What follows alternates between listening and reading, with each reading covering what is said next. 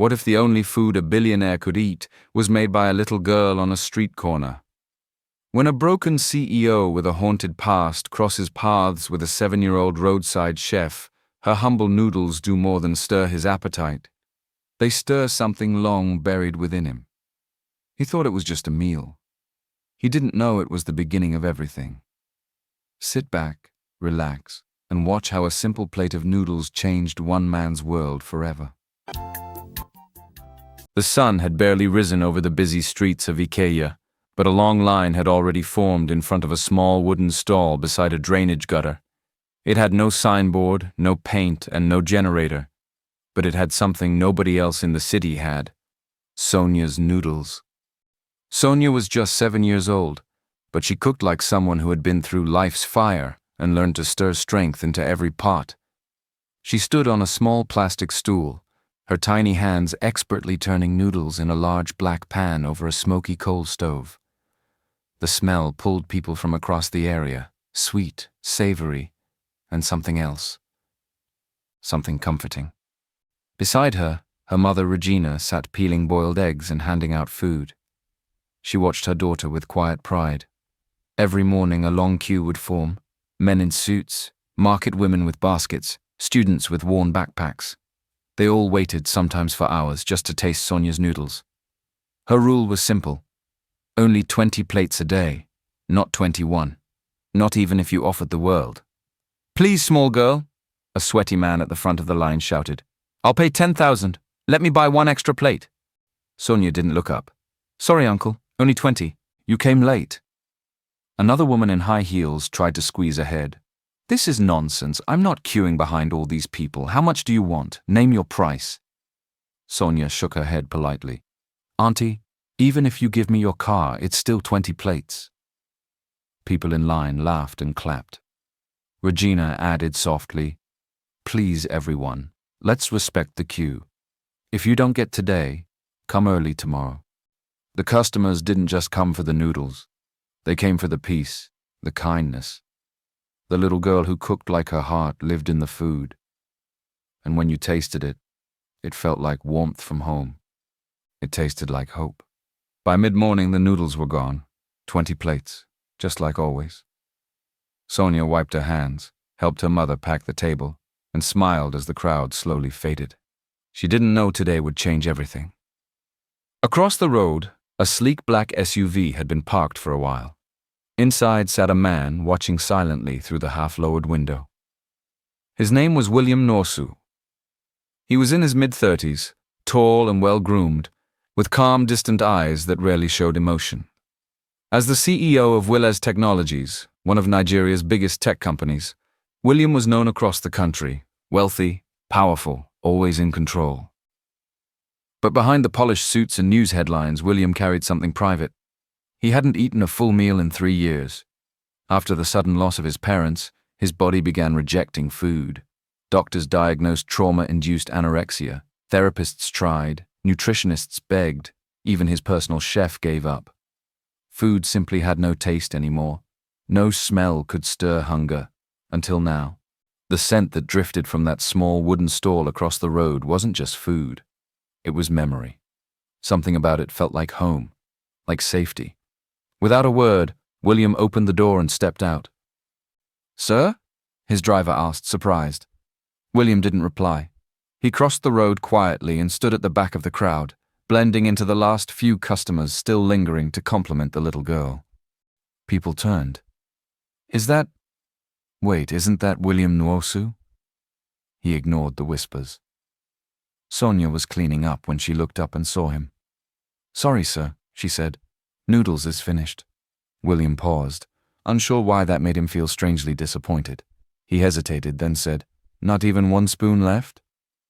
Sonia looked him over for a second, then smiled. "I saved 1 plate. For someone special. I think it's you." Regina, who was already walking away, looked up, surprised. She quickly hurried out of sight.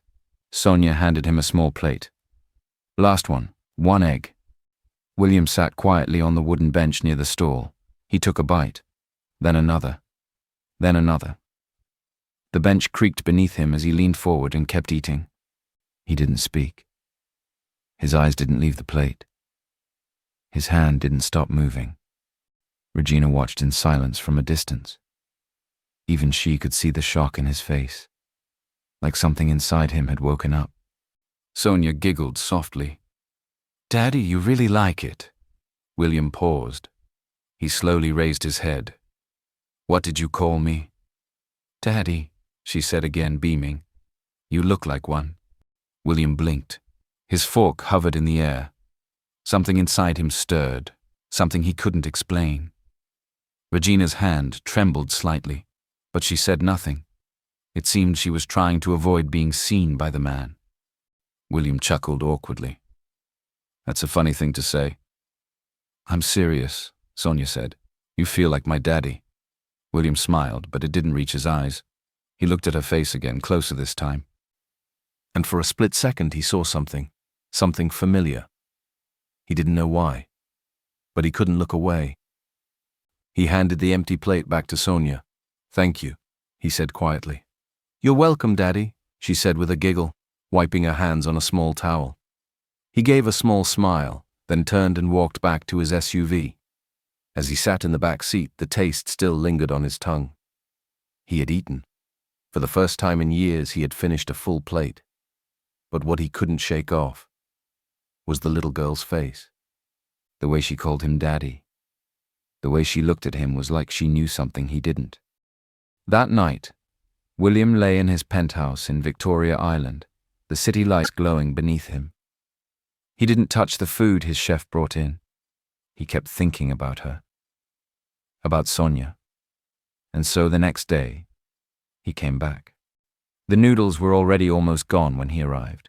Sonia saw him and waved. "You came back." "I did," he said, smiling. "Your plate is waiting." He sat, ate again, slowly this time. When he was done, he wiped his mouth and looked around. "Where's your mum?" Sonia glanced toward the house behind the stall.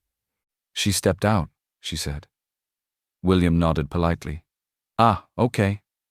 But what he didn't know was, Regina hadn't stepped out at all. She was inside, just behind the curtain, watching him through a crack in the window.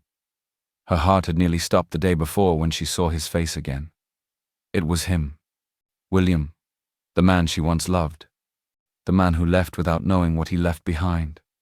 She hadn't planned for this moment. And now that it had come, she didn't know what to do. She wasn't ready to face him. Not yet. So she stayed hidden. And he kept coming. Every day for a week, William came back, sometimes early, sometimes late, but Regina never came out. Sonia told him the same thing each time. She stepped out. She went to get Pepper. She's resting. And every day William ate his noodles quietly, then sat with Sonia and chatted like an old friend. Over time, Sonia grew even more attached to him. She wouldn't eat unless he was there. Wouldn't cook without setting a plate aside for him. "Why do you like me so much?" he asked one evening, handing her a drink. Sonia shrugged and smiled. "I don't know, you feel nice. Like you care. Like you're mine." William raised his brow. "Like I'm yours?" She nodded. "Like you're supposed to be in my life." He laughed softly. "That's a big feeling for a small girl." "I'm not small," she said, standing tall on her toes. "I'm 7. "Ah, forgive me, small madam." They both laughed. That evening, after the customers left and she was cleaning up, William stayed to help her wipe the bench. "Your mum still hasn't come out," he said gently. "She's shy," Sonia said quickly. William gave a small smile. "And your dad? Where's he?" Sonia paused. Her smile dropped just a little. "I don't know him," she said simply. "Mummy said he traveled a long time ago." William looked at her quietly. "I see." As they wiped the last tray, he noticed something on her wrist. A bracelet, faded gold, slightly cracked, but very familiar. He froze. He had the exact same bracelet, passed down to him by his grandmother. It was part of a pair. The other half had been given to someone special years ago. Someone he never found again. "Sonia," he said slowly, kneeling beside her. "Where did you get this bracelet?" She looked down at her wrist. This, it's always been mine. Mummy says it's lucky. He stared at it, his thoughts spinning. There was no way. That night, he kept thinking about her. But what if? Something about her smile, her laughter, her presence. It felt like home. And now the bracelet. His heart began to beat faster. There was definitely something about her. While William was trying to grasp the meaning of it all, someone across town sat cross-legged on the floor of their one-room apartment, quietly brushing her doll's hair. Regina moved slowly around the room, folding washed clothes and trying not to meet her daughter's eyes. Her hands were steady, but her mind wasn't. Sonia looked up. "Mummy." "Yes, baby? Why are you running away from that man?" Regina paused, cloth still in her hand. "Running? Who's running?" "You, Mummy," Sonia said softly. "You always go inside when he comes." Regina smiled, but it didn't reach her eyes. "I'm not running. I've just been tired. I needed rest." "But I saw you," Sonia said. "The first day he came, you saw him from far and went back inside before he reached us." Regina stayed quiet. "You've been hiding since then." Regina opened her mouth, but no words came out. Sonia stood and walked up to her mother. "Mummy, that man is my daddy." Regina's hands trembled. She turned her face away and forced a laugh. "Where are you getting all these things from, Ain? Just because someone eats your noodles doesn't make him your father." Sonia frowned. "I just know." Regina turned back to folding the clothes. "It's late. Go and get your bathwater." Sonia watched her for a moment longer, then walked away quietly. But in that silence, behind Regina's eyes, was a storm. She leaned against the wall, holding a piece of cloth tightly to her chest, and blinked away tears. Yes, she knew exactly who Sonia meant. Meanwhile, back in his high-rise apartment, William stood alone by his window, the city glowing beneath him. But his mind wasn't in the city. It was at that roadside stall, with the little girl who called him Daddy, and her bracelet. He opened the drawer in his bedroom and pulled out a small wooden box. Inside lay his bracelet, the matching piece, the exact same design, worn, but still shining. It had been in his family for generations. He used to wear it every day until the year everything changed. 8 years ago. His hands shook as he picked it up. It couldn't be a coincidence. That little girl, Sonia. Her smile, her voice, that familiar feeling. Could she really be? His heart beat faster. Flashbacks flooded his mind. The beach in Tarqua Bay, the music from the small radio, Regina laughing in the wind, sitting beside him, barefoot in the sand. He had fallen for her so deeply, so easily. They had talked about building a future together. But then the calls stopped. She left without a word. No note, no reason. She vanished. At some point he convinced himself she never truly cared. Now, Sonia, the bracelet, that smile. Could Regina have been pregnant when she left? He wasn't sure, but he was sure of one thing now. He needed to talk to Sonia's mother. And this time, he wasn't leaving without answers. The next morning, the smell of onions and pepper floated in the air, drawing early customers to the small wooden stall. Sonia was already stirring her pot of noodles with her usual focus, her little hands moving like clockwork. Regina sat beside her, peeling eggs, her eyes tired but calm. They had barely served 5 plates when a dark blue car pulled up nearby. A tall man in a starched white chef's jacket stepped out. His name was Chef Kofi, owner of a nearby restaurant that had been losing customers ever since Sonia's stall became popular. He walked toward them with 2 men following behind. His voice was loud, meant for everyone around to hear.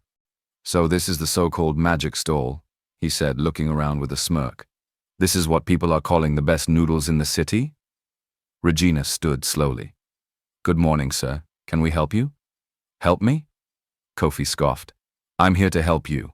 I'm reporting this illegal operation. A child cooking unsupervised. No license, no hygiene approval. It's a public health risk." Sonia looked up, confused. "But I wash my hands every time." "Oh, please," Kofi cut in sharply. "What does a little girl like you know about kitchen safety?" The crowd began to murmur. A few stepped back, unsure what was going on. Regina's jaw tightened. She is not alone. I'm always here with her. She was born with this gift and I guide her. Kofi laughed cruelly. Born with a gift? What gift can a poor single mother teach her daughter? You people don't belong in the food business. This is street nonsense. Sonia's eyes welled up. She looked at her mum, scared. Regina stepped forward, standing tall despite the fear in her chest. We do this with care.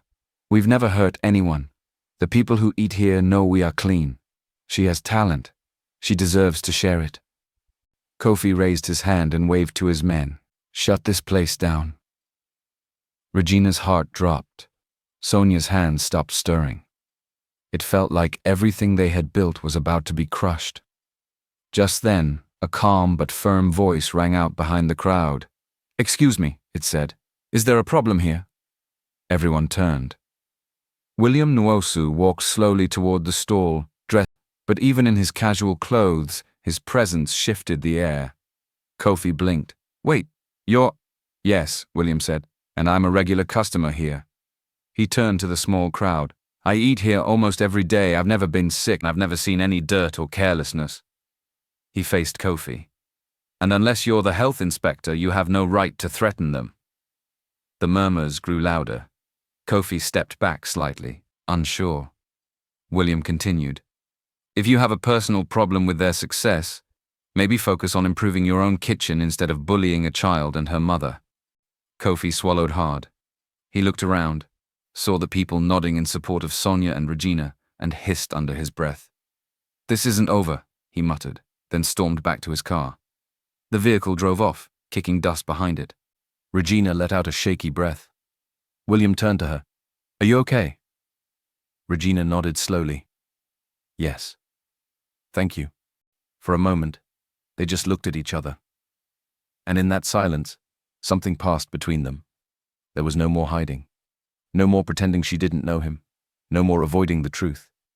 Because in that moment, after 8 long years, Regina knew the inevitable had come. The dust from Chef Kofi's car had barely settled when everything else around the stall fell quiet again. Customers slowly returned to their plates, and the air regained its usual warmth, but not for Regina and William. They stood there staring at each other. Years hung heavy in that silence. Years of pain, misunderstanding, distance, and something unspoken that still lingered between them. Regina's eyes were soft but guarded. William's eyes were filled with questions he didn't know how to ask. Then a small hand tugged gently on William's shirt. Sonia? She looked up at him with a big, sincere smile. Daddy? She said, as if it had always been true. William blinked, trying to find his voice. Yes, he whispered. I want to cook just for you forever, she said shyly. Regina's breath caught in her throat. William looked down at Sonia, her eyes wide with hope, her face lit up like sunshine, and something cracked inside him. His heart wasn't just stirred. It was breaking open. He knelt down to her level. That means a lot to me, he said, voice thick. Thank you. Sonia hugged him quickly around the neck, then dashed off to pack up the last plates. Regina turned to walk away, but William followed. Regina, he said, voice low but firm, please, talk to me. She stopped. I need to know, he said gently. Is Sonia my daughter? Regina faced him, the mask of calm slowly fading from her face. No, she said quickly. She's not. William stared at her, disbelief in his eyes. You left, she continued, her voice suddenly stronger. You abandoned me, William. When things got hard, you weren't there. You didn't even try to reach me. That's not true. You want to know who Sonia's father is? She cut in. It's not you. He looked stunned. I met someone else. After we separated, I fell in love again. He wanted to marry me, but her voice dropped. He died before Sonia was born. William took a step back, studying her face. There was pain there, yes, but also something else. Something that felt off. Regina, he said slowly. If that's true, then why does Sonia have my family's bracelet? Regina looked away, suddenly tense. It's just a bracelet. You gave it to me, remember? I chose to give it to my daughter. It's not just the bracelet. It's her. She feels too familiar, like she is a part of me. She didn't reply. William sighed, eyes filled with quiet hurt. I don't want to argue, he said at last. And I'm not here to force anything. If you say she isn't mine, I'll respect that. He paused. But I know what I felt when I saw her. And I know I've never felt anything like that before. He turned to leave, then stopped and looked back. Whatever happened between us, I just want to understand. That's all. And with that, he walked away, leaving Regina standing alone in the quiet, her hands clenched at her sides and her heart pounding with truths too heavy to carry. It had been a few quiet days since the confrontation. William kept coming back to the stall, not to ask questions, not to press Regina, just to eat. Every time, Sonia greeted him with joy, already holding his plate. She saved his portion before serving anyone else. "You're my most loyal customer," she'd say proudly, and William would smile like it was the only compliment that mattered. Regina didn't say much to him, but she didn't hide anymore either. She watched from her bench, quiet, thoughtful, guarded. One afternoon, as William finished the last bite of his noodles, he looked at Regina. "I still can't believe this is the only food I can finish." She raised a brow. "You? The same man who once finished 3 plates of pounded yam with goat meat?" He smiled. "Not anymore. I've tried everything else, even from top chefs. Nothing works, only Sonia's food." Regina blinked slowly. "Then your life must be hard." He shrugged. "It was, until this stall." She didn't respond. Her eyes drifted to Sonia, who was happily chatting with an old woman as she served her with care. Regina turned back to William. "Don't read meaning into it," she said softly. "Please." "I'm not," he said gently. "I just come to eat." Regina gave a small nod, but inside her chest emotions stirred. She remembered how easily she used to fall for his kindness, and now with him sitting there again every day, she wasn't sure she could survive it a second time. 2 days later, as the morning heat settled over the street, a familiar figure returned, Chef Kofi. He stepped out of his SUV again, but this time, no entourage, no shouting. "Easy," he said, raising his hands when the crowd tensed. "I didn't come to fight." Regina stood slowly, alert. Sonia paused mid-stir. "I came with a challenge," Kofi said, looking straight at Sonia. "You're good, I'll admit that. But let's see just how good." He pulled out a flyer and dropped it on the table. In bold letters it read, "The Culinary King Clash, Season 5. The crowd gasped. It was the country's most famous cooking competition, a televised national contest where top chefs battled for the crown judged by the best in the industry. Sonia looked at it with wide eyes. "Is that real?" Kofi smirked. "Very. You enter if you're serious. Not everyone can handle it, especially not a child." He looked at the crowd. "But if you're as good as they say, prove it." He turned and walked away. Regina picked up the flyer and studied it with cautious eyes. "I don't know," she murmured. Later that evening, after the crowd had gone and the sun had dipped behind the rooftops, Sonia handed William the flyer. "Uncle William," she said, "do you think I should try it?" He read it carefully. "Culinary King Clash? That's a big deal." "I want to try," she said. He looked at her seriously. "Are you sure?" Sonia nodded. "I may be small, but my food has something special." William smiled. "You're braver than most adults I know." He looked at Regina, who stood in the doorway of their small home. "I'll sponsor her," he said gently. "Everything she needs: equipment, transport, registration." Regina opened her mouth to speak, then closed it.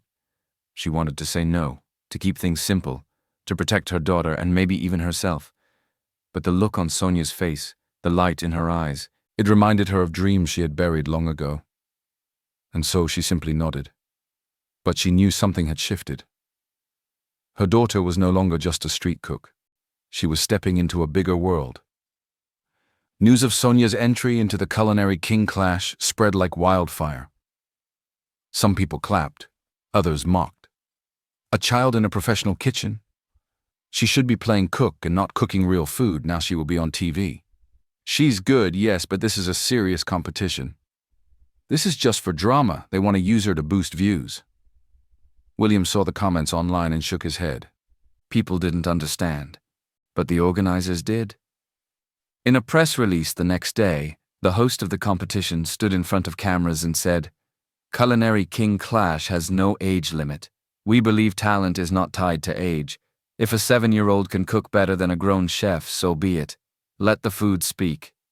That silenced many critics, but not all.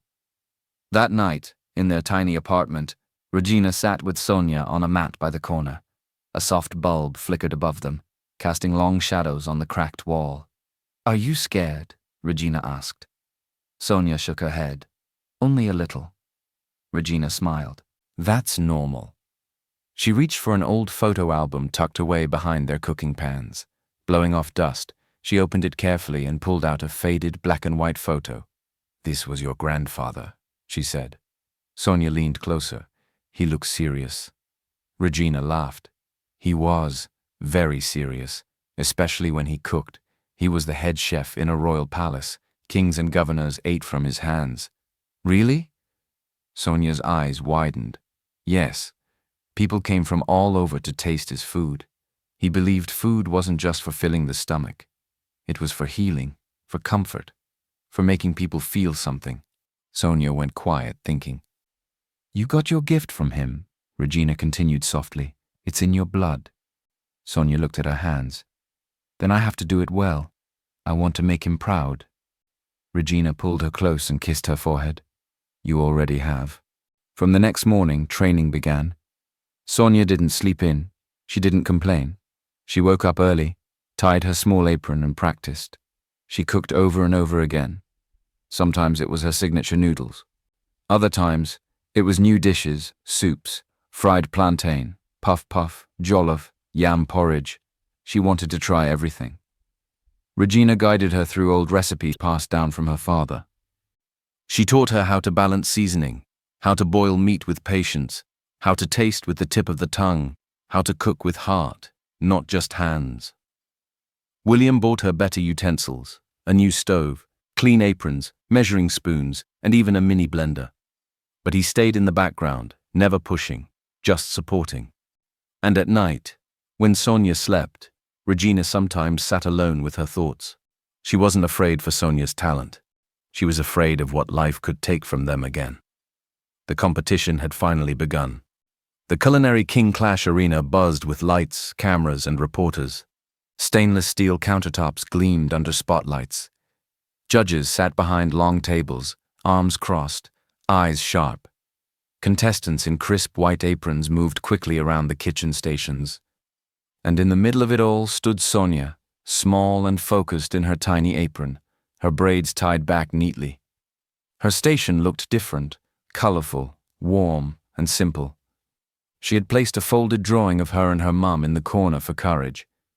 At the far end, Chef Kofi stood at his station, arms crossed, watching her like a hawk. He hadn't forgotten the embarrassment at the stall, and today, he had a plan. As the competition began, a loud bell rang. "Contestants," the host announced. "You have 1 hour to create a dish from your roots, something from your family, your story, your heart." The timer started ticking. Sonia opened her bag. She gasped. Her tomatoes were rotten. Her seasoning cubes were missing. Her meat had gone sour. She froze. She turned around quickly and saw Chef Kofi glance her way with a smirk. Regina, watching from the audience, stood up, panic rising in her throat. William clenched his fists. The judges noticed the delay. Whispers started. But Sonia closed her eyes, took a deep breath, and turned to the back shelf of the kitchen where leftover ingredients were kept. She grabbed a few basic items: leftover boiled rice, some onions, flour, and a small bowl of dry cassava flakes. Gari. She didn't cry. She went to work. With her small hands moving fast, she created something unexpected. Mini meat pies shaped like tiny rabbits, with soft fillings made from seasoned rice and onions.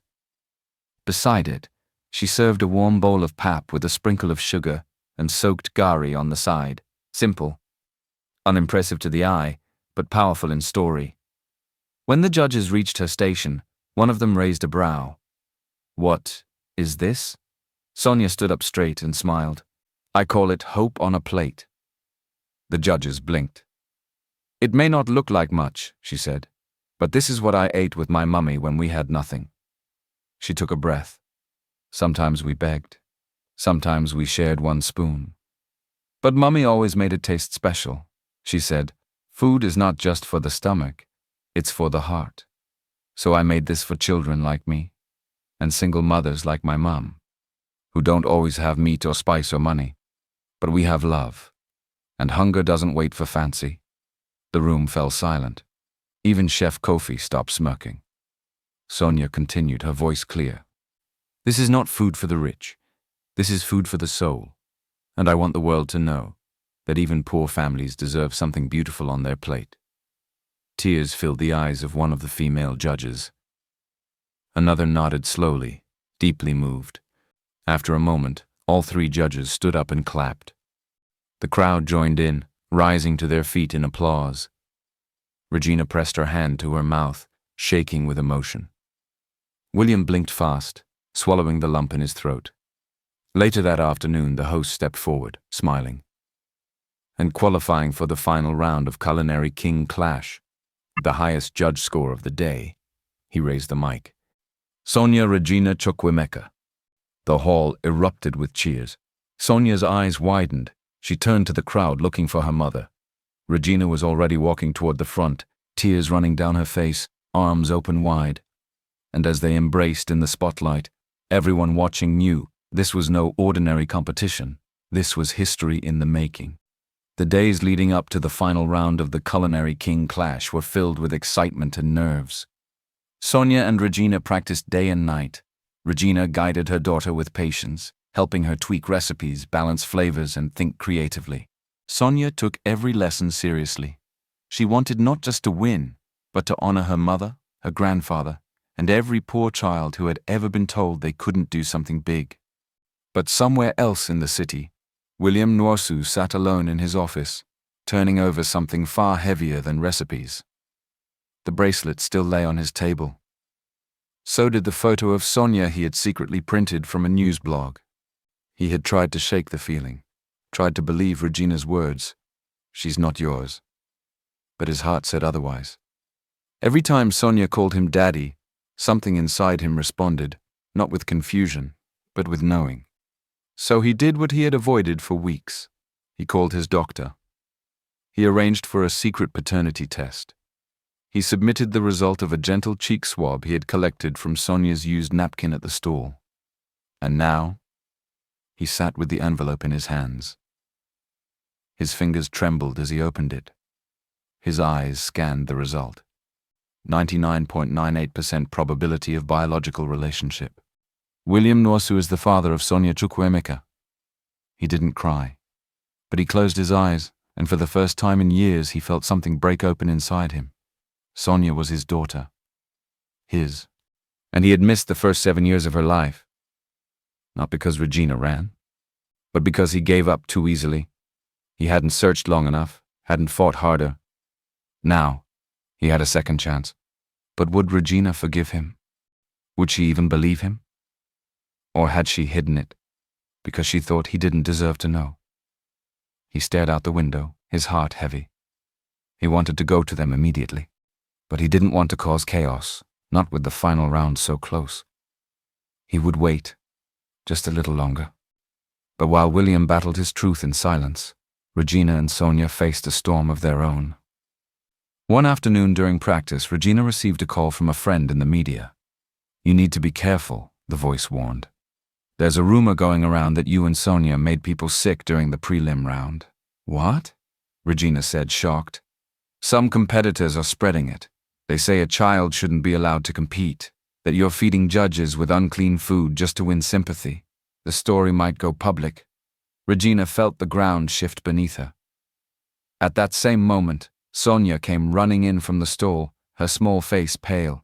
"Mummy," she said, "a man just called me a disgrace for joining the show. He said children don't belong in adult kitchens. Regina held her daughter tightly. Don't listen to them, she said, trying to keep her voice calm. We know the truth. But why are they so angry? Sonia whispered. Regina looked away. Because some people only want the world to stay the same, and they get scared when something different shines. Later that evening, the show's organizers called for a press conference. The press room buzzed with tension. Reporters, judges, sponsors, and audience members filled the seats. Microphones stood in a row on a long table. The organizers wanted to address the growing rumors and accusations surrounding Sonia and Regina. Cameras flashed. Journalists whispered. At the center of it all, Chef Kofi sat stiffly, his arms crossed too tightly. A fake smile rested on his lips, but sweat glistened on his forehead. Just as the host began speaking, a figure walked onto the stage, William Norsu. He took the mic, surprising everyone, and calmly said, "Before we continue, I have something important to show." He turned toward the projector behind him. The lights dimmed, the screen lit up.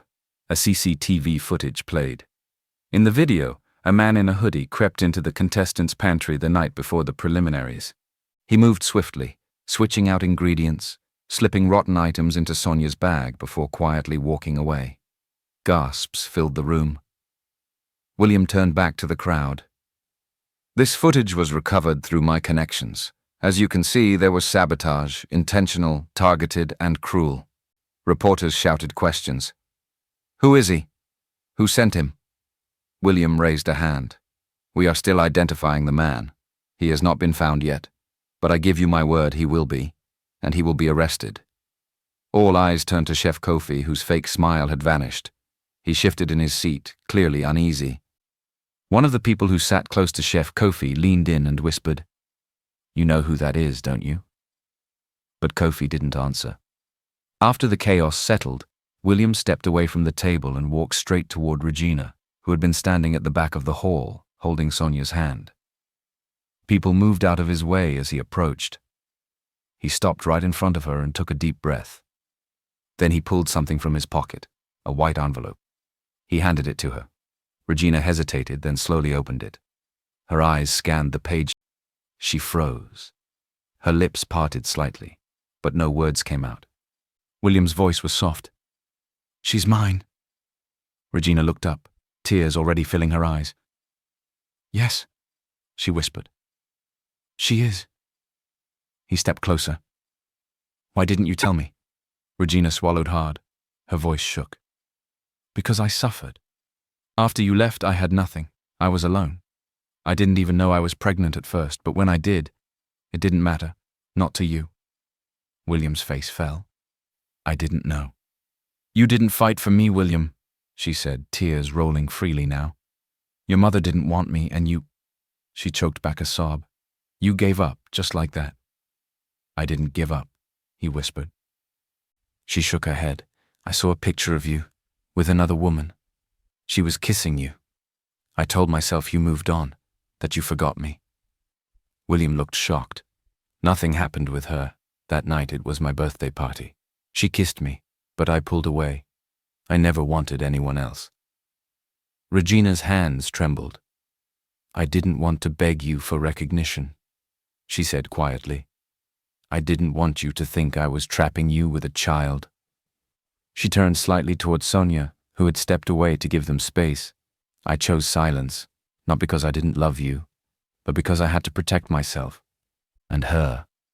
William nodded slowly, his eyes red. "And I thought you left, because you didn't love me." They both stood in that silence. Years of pain stretched between them. "Finally," Regina whispered. "So, what now?" William looked at Regina, his voice soft. "Tell me everything, please." Regina sighed and leaned slightly against the wooden railing. "There were days I couldn't even afford pure water," she said. "I begged on the street with Sonia tied to my back. We slept outside once, behind a shop, when our rent expired. Sometimes I cooked with firewood and used salt water when I couldn't afford seasoning."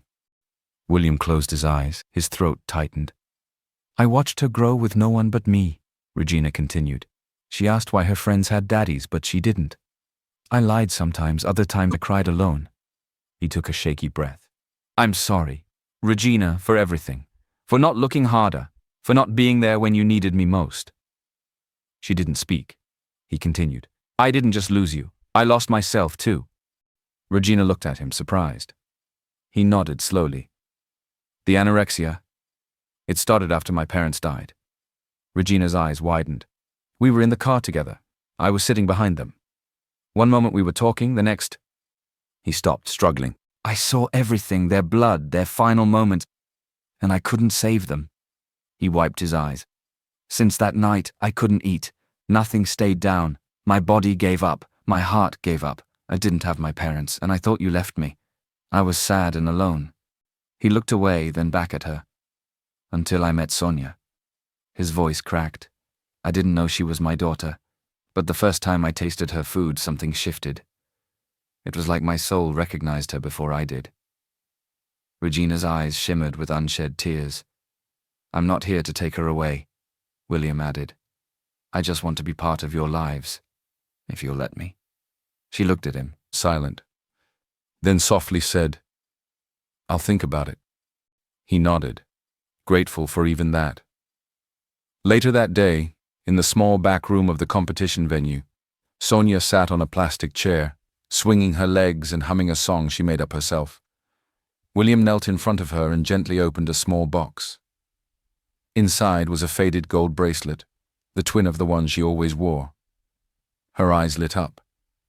I have this one, she said, pointing to hers.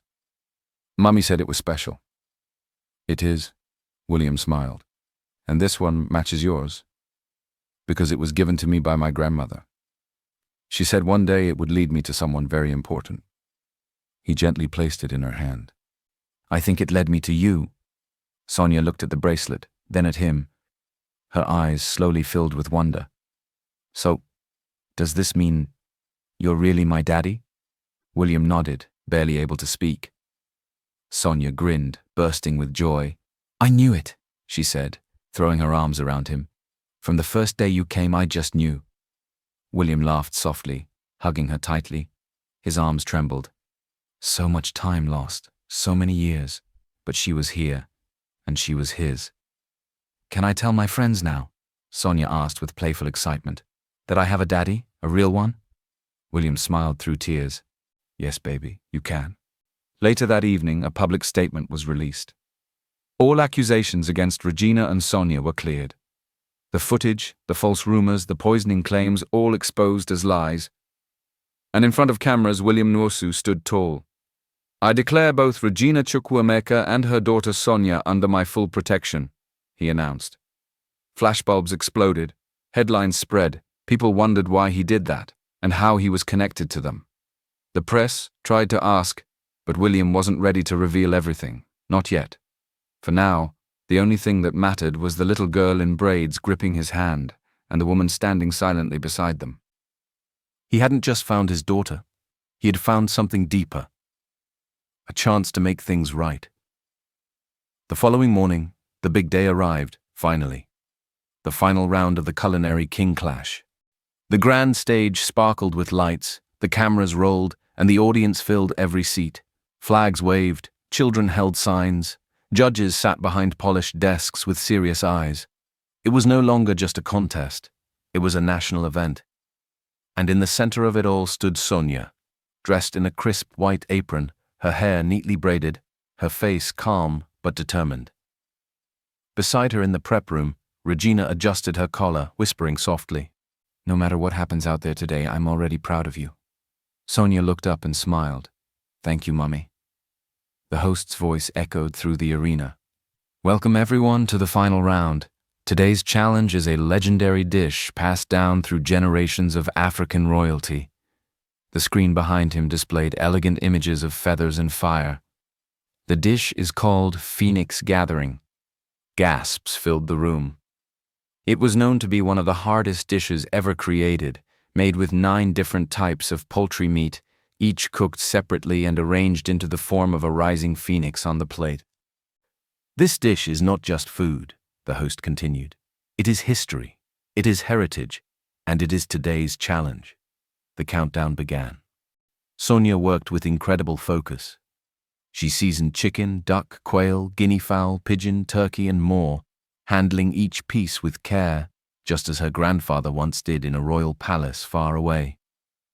She used a small carving knife to arrange the meats into the shape of a phoenix, its wings rising from the plate, its body glowing with golden skin, its tail feathered with soft garnishes. Regina watched from the audience, holding her breath. William sat beside her, silently proud. And when the clock hit 0, Sonia placed her plate gently on the judge's table and stepped back. The crowd applauded. Even her competitors looked impressed. The judges tasted one by one. Each bite slowed their chewing. Their eyebrows lifted, their faces softened with wonder. The lead judge leaned forward. "It's perfect," he said quietly. Just as he reached for the mic to announce the winner chef, Kofi stood up. "I protest!" All heads turned. "This dish, the way she prepared it," he shouted. "It's a stolen recipe, plagiarism." Gasps echoed across the room. Sonia's eyes widened. Regina stood, fists clenched. Kofi pointed. "Phoenix Gathering belongs to royal chefs. No child from the street could know this. She copied it." The judges looked unsure. Whispers grew louder. Then Regina stepped forward. Her voice was clear. "That dish was passed to her by blood." The hall went quiet. "It was created by my father, Sonia's grandfather. He was once the head chef to a royal family. That recipe came from our home, from our hands, from our hearts."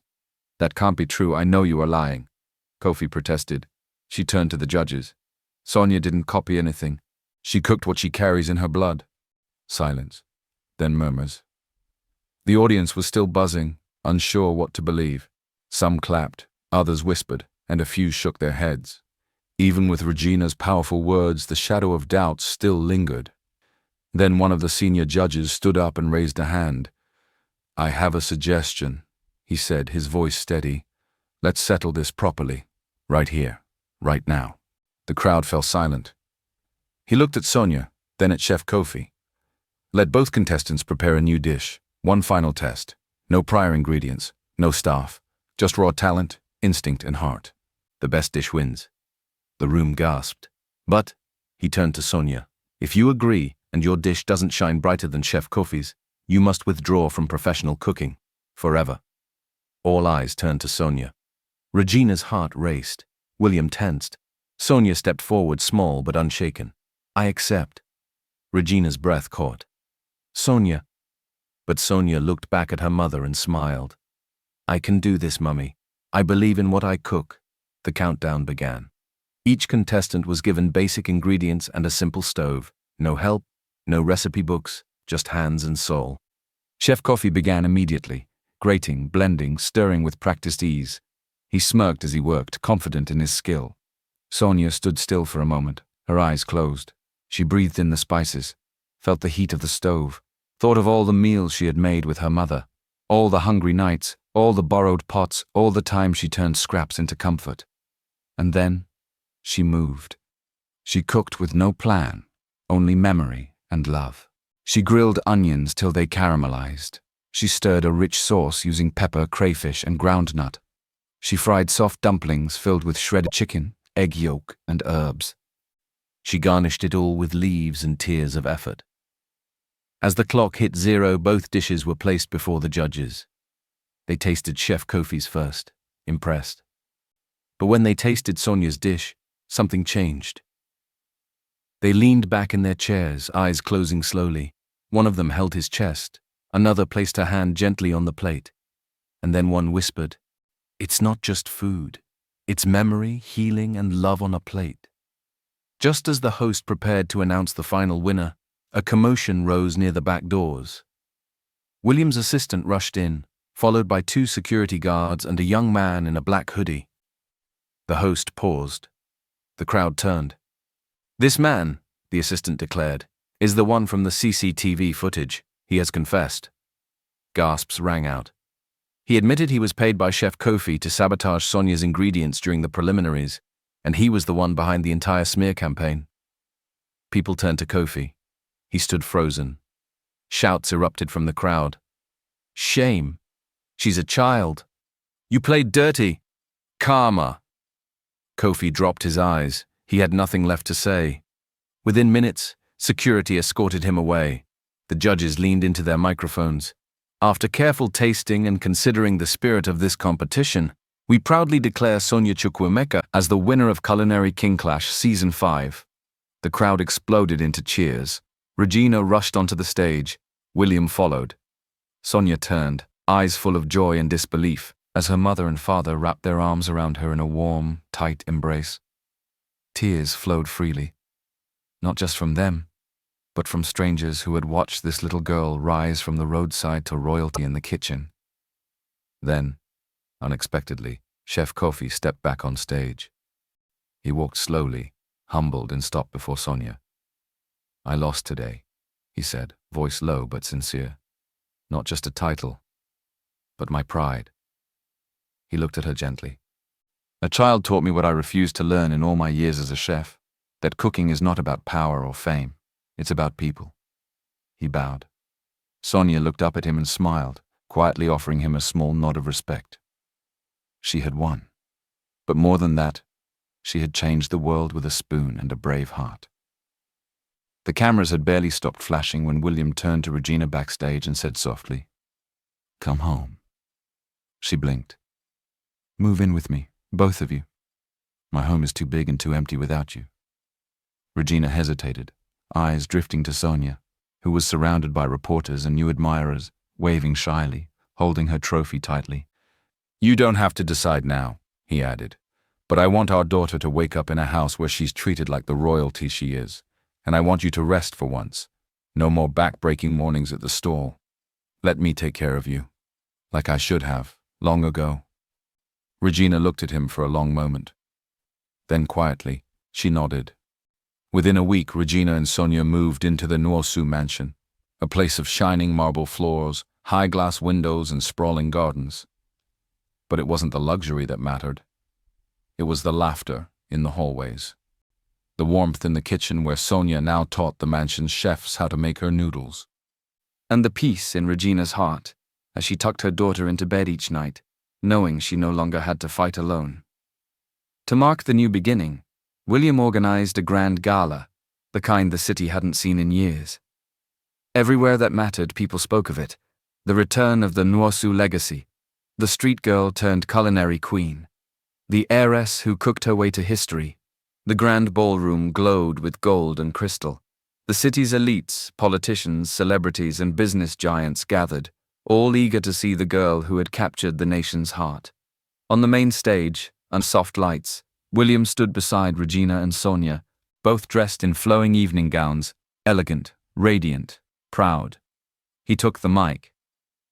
"Ladies and gentlemen," he began, voice calm, "tonight is not about wealth, or power, or fame." He turned to Sonia, who beamed beside him. "It's about this little girl who healed a broken man without even knowing it, who turned a roadside meal into a legacy, and who, from this night forward, is officially recognized as Sonia Nwosu, my daughter, my pride, my heir." Thunderous applause shook the hall. Sonia curtsied playfully, and the crowd laughed. But William wasn't done. He turned toward Regina. Still holding the mic, still on stage with the whole city watching, he reached into his jacket and pulled out a small velvet box. The crowd gasped. He dropped to one knee.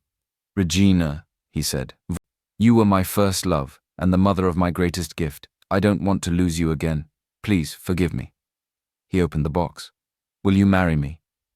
Regina's hands flew to her mouth, her eyes wide, her whole body trembling. Before she could speak, Sonia stepped forward, gently pulled their hands together, and said with a glowing smile, "Now we're really a family." Tears spilled freely down Regina's cheeks. She nodded. "Yes," she whispered, then louder, "Yes." The hall erupted in cheers. People stood, clapping, crying, and celebrating. William stood, placed the ring on her finger, and embraced her. Sonia wrapped her arms around both of them, laughing. "Sometimes the things we lose come back to us, not as we remember them, but as we need them."